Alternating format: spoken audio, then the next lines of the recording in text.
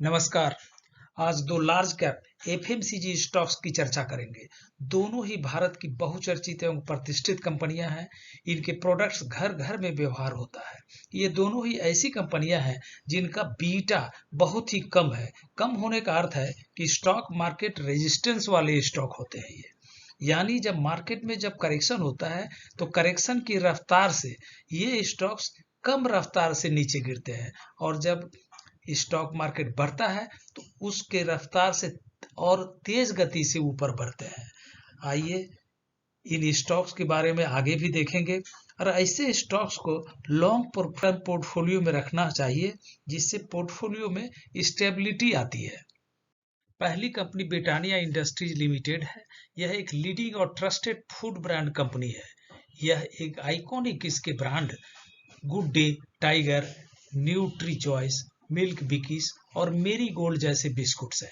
यह वाडिया ग्रुप की कंपनी है और बिस्किट के क्षेत्र में यह मार्केट लीडर।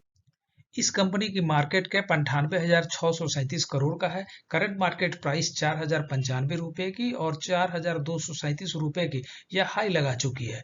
इसका स्टॉक 62.7 के पी पर ट्रेड कर रहा है। 41.5% का आरओसी और 49.7% का रिटर्न ऑन इक्विटी आरओई है। ब्रिटानिया इंडस्ट्रीज का क्वार्टरली रिजल्ट काफी इंप्रेसिव है। सेल्स 3,607 करोड़ से वाई ग्रोथ सितंबर 2022 में 4,380 करोड़ हो गया। ऑपरेटिंग प्रॉफिट मार्जिन 15% से बढ़कर 16% हो गया है। नेट प्रॉफिट 382 करोड़ से 491 करोड़। लेकिन ईयरली रिजल्ट्स में सेल्स 13,136 करोड़ से बढ़कर 14,136 करोड़ तो हो गया, लेकिन ऑपरेटिंग प्रॉफिट मार्जिन 19% से घटकर 15% हो गया, जिस पर कोरोना पेंडेमिक का असर दिख रहा था। नेट प्रॉफिट भी 1,851 करोड़ से घटकर 1,516 करोड़ रह गया है।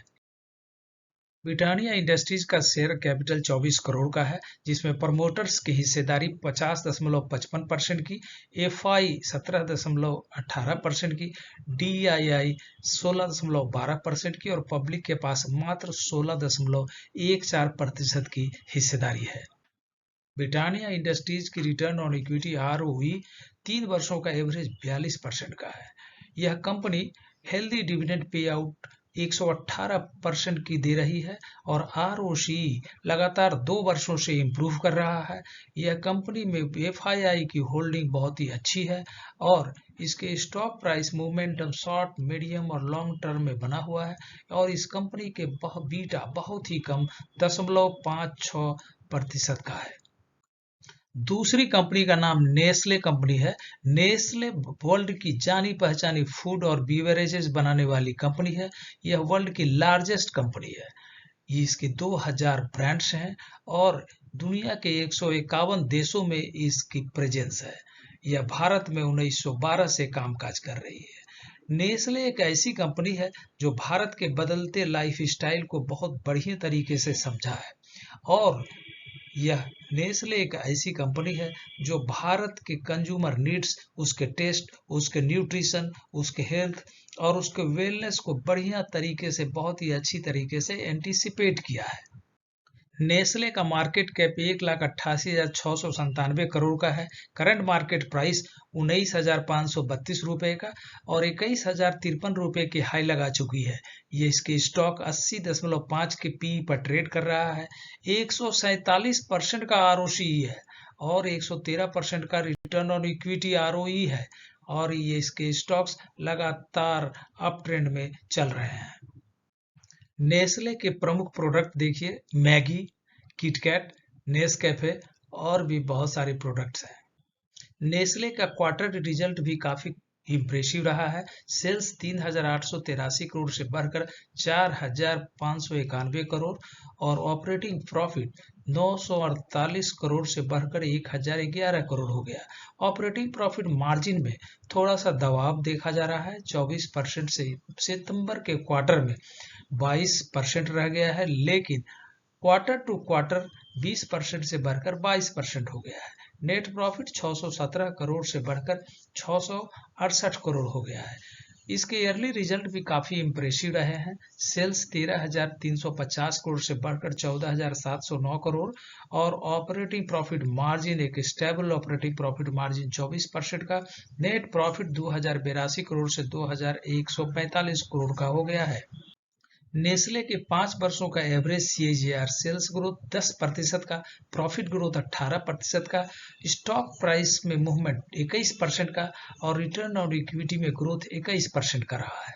इसके शेयर कैपिटल 96 करोड़ का है, जिसकी बोरोइंग्स 280 करोड़ लेकिन रिजर्व 2,232 करोड़ का है।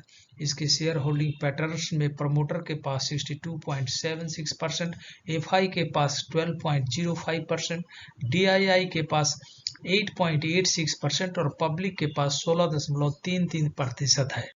नेस्ले के शेयर में FII का हिस्सेदारी लगातार बढ़ रहा है। सितंबर 2022 के अंत में इन्वेस्टर्स की संख्या 875 हो गया, जो पहले मात्र 829 था। FII का स्टेक भी लगातार बढ़ रहा है, 11.65% से 12.05% हो गया है।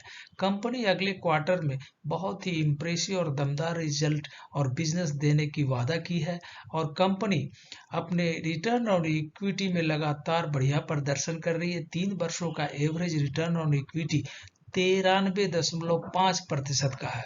कंपनी डिविडेंड एक हेल्दी डिविडेंड पे आउट दे रही है, जिसका एवरेज 117% का है और कंपनी की बीटा भी काफी कम है, मात्र 0.54% का है। साथियों, यह बताने की आवश्यकता नहीं है कि ये दोनों ही कंपनियां फंडामेंटली काफी स्ट्रॉन्ग कंपनियां हैं, काफी पुरानी कंपनियां हैं।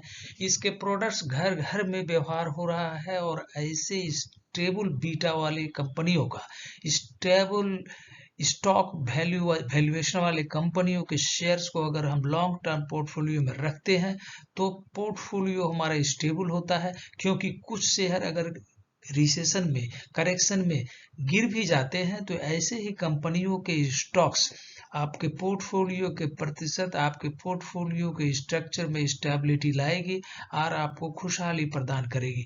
लंबे अवधि में ये स्टॉक्स अपने इन्वेस्टर्स को काफी अच्छे पैसे बनाकर हमेशा देती रही है और देती रहेगी। ऐसे स्टॉक्स को अपने इन्वेस्टमेंट पोर्टफोलियो में अवश्य ही शामिल करना चाहिए। अगर आपके पहले से स्टॉक है तो बने रहिए और नहीं है तो हर एक डिप पर थोड़ी थोड़ी करके ही खरीदारी करते रहना चाहिए। साथियों, इन्वेस्टमेंट आपका पर्सनल और व्यक्तिगत डिसीजन है। सुनिए सबकी, करिए अपने मन की बात, लेकिन इन्वेस्टमेंट के डिसीजन लेने के पहले अपने इन्वेस्टमेंट एडवाइजर से अवश्य बातचीत करें। हमारा यह वीडियो एजुकेशनल पर्पसेस के लिए है, आपको जागरूक करने का है। मैं कोई stock broker, SEBI registered stock broker या एडवाइजर नहीं हूँ। धन्यवाद साथियों, आप हमारे चैनल को देख रहे हैं, कृपया इसे लाइक करें और सब्सक्राइब करें।